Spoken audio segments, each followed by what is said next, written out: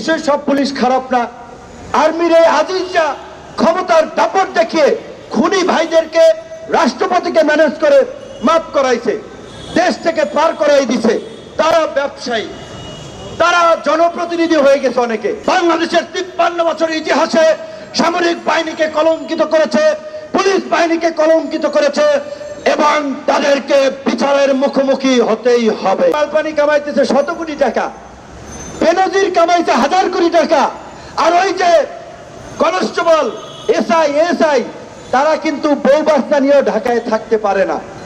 এই লুটেরাদের বিরুদ্ধে সরকার যদি ব্যবস্থা না নেওয়া হয়, শেখ হাসিনাকে আমরা বলতে চাই, জানারা ইমামরা যেভাবে গণ আদালত বসিয়ে যুদ্ধাপরাধীদের বিচারের দাবিতে গর্জে উঠেছিল, আমরা আজকে জনগণকে নিয়ে গণ আদালত গঠন করে দুর্নীতিবাজদের বিচার করব।